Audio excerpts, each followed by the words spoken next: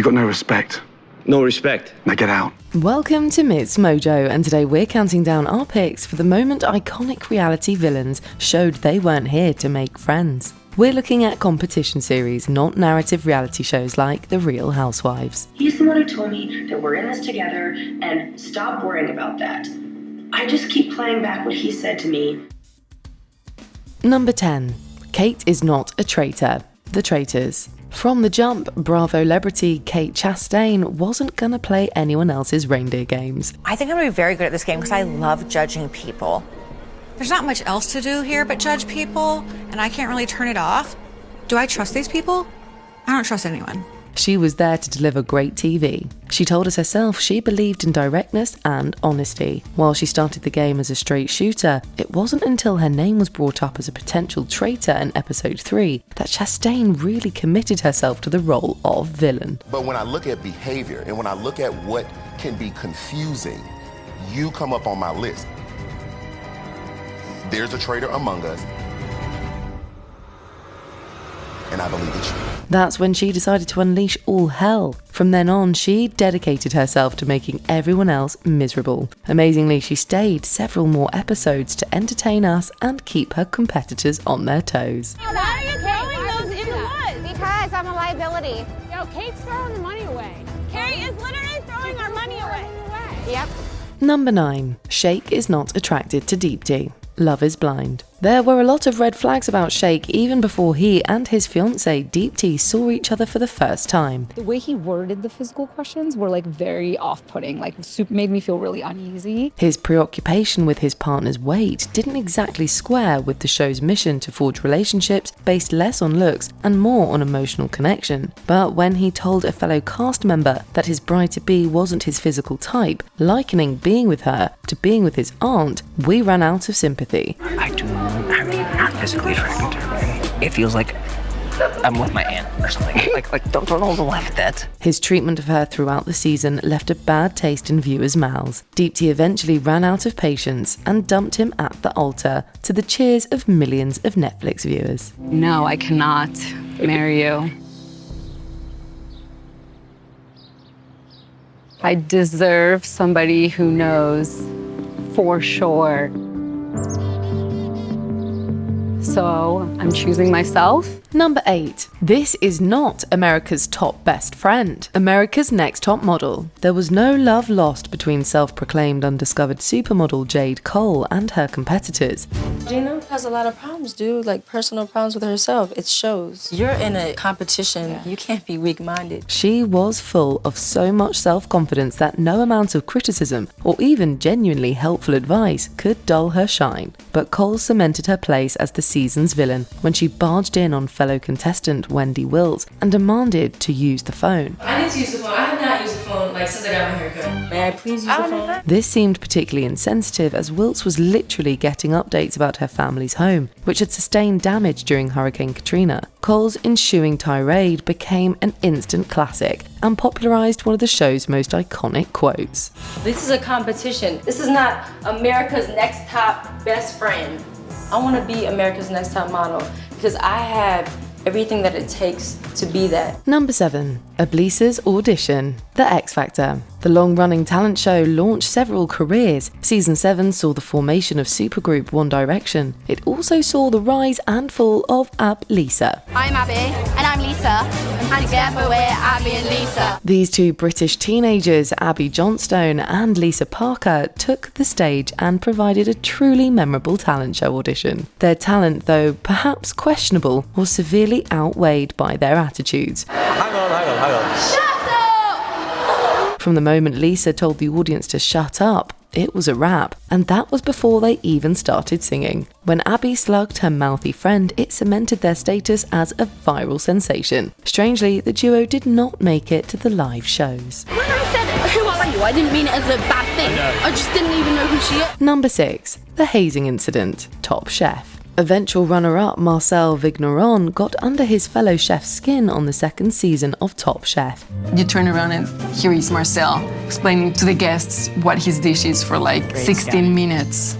on and on. His showy and flamboyant way of cooking annoyed his fellow contestants. The conflict came to a boiling point late in the season, when the other contestants got drunk and Cliff Crooks forcibly held Vigneron down and tried to shave his head against his will. And so I struggle and I break free from Cliff's hold, and I feel really angry and pissed off. Although Crooks would be disqualified, several other contestants egged him on. The moment made everyone involved look terrible, and it cast a cloud over the end of the season, which saw Vigneron take second place to bystander Ilan Hall, who videotaped the incident. I don't know what you guys were thinking.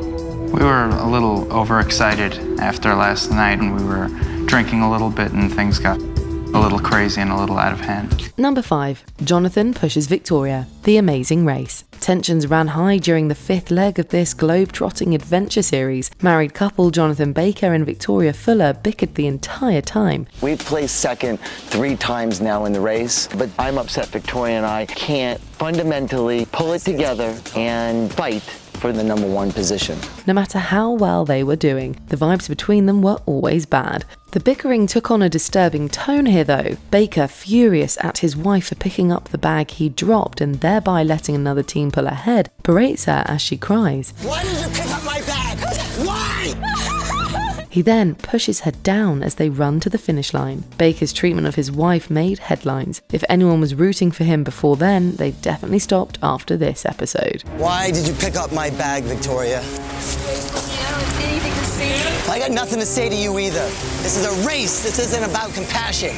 Number 4. Omarosa versus Erica. The Apprentice. Some reality contestants hide their villainy at the start of the game, but the best ones don't think they're villains, so they just show up on 10 from day 1. I made suggestions that I thought would make our team much more successful, and it was like, let's shut Omarosa up, but let's open the discussion for all of the women. That was Omarosa Manigault Newman. On season 1 of The Apprentice, she and fellow contestant Erica Vetrini got into a sudden argument. Erica's comment about the pot calling the kettle black saw Omarosa accusing her of racism. You're emotionally unstable.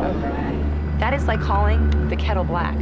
See, there you go with your racist terms. What was that you said about black people? Nothing. Omarosa's increasingly contentious relationship with her castmates was widely reported. Whether you love her or hate her, Omarosa made it clear who she was from the off. I'm gonna fight back. I'm gonna just keep pushing strong and focusing on the go. Number 3. Johnny Bananas takes the money and runs. The challenge. Gameplay on this MTV spin-off can get dirty. That's the name of the game.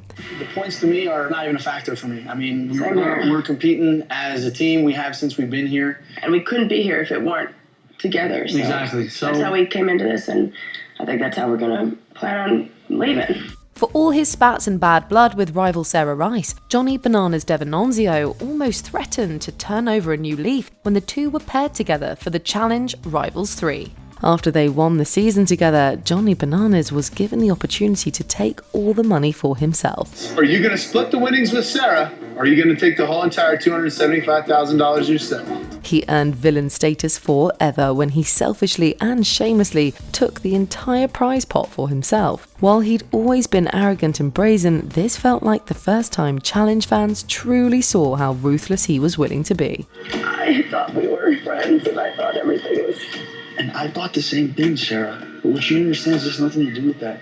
If the roles are reversed... I would not have done that in a million years. How do I know that? In a million years. How do I know that? Number 2. Go back to Party City where you belong. RuPaul's Drag Race. Jeremy Carey, formerly known as drag queen Fifi O'Hara, was never one to hold back. After Sharon Needles threw her under the bus on the runway, the gloves came off. What I said about Fifi on the runway last week makes me feel bad.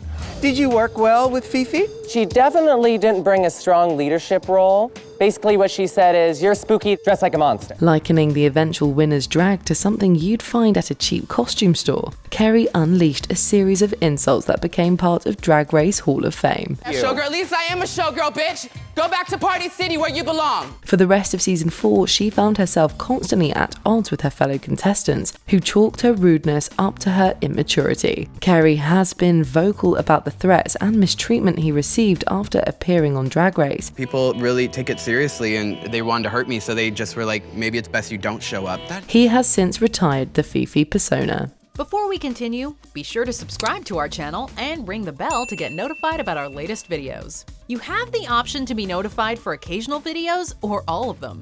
If you're on your phone, make sure you go into your settings and switch on notifications. Number 1. Not You, You Can Choke, Flavor of Love. Surprisingly, Tiffany New York Pollard laid low in the premiere of Flavor of Love. It wasn't until the start of the episode that she gave us our first taste of that New York hospitality. Hi. Good morning. Good morning. Good morning. Good morning. Good morning. Not you. You can choke. Coming down to breakfast, she made a show of telling her fellow contestants good morning. Everyone got a good morning from her, except Rain. The kicker is New York didn't really have a problem with Rain. This was the first interaction I really had with Rain, so I wanted to see her anger level. I wanted to see if I was powerful enough to twist her mind. She just did it to rattle her. Considering the two ended up in a screaming match by the end of the episode, it's clear that mission was a success. It was just a rehearsal for all the mind games and quotable insults to come. Beyonce. You know who you really look like? You look like Luther Vandross. Who's your favourite reality villain? Let us know in the comments. Can I be honest with you two? You have the worst attitude of any contestants I have ever met on any of these shows. Do you agree with our picks? Check out this other recent clip from MsMojo. And be sure to subscribe and ring the bell to be notified about our latest videos.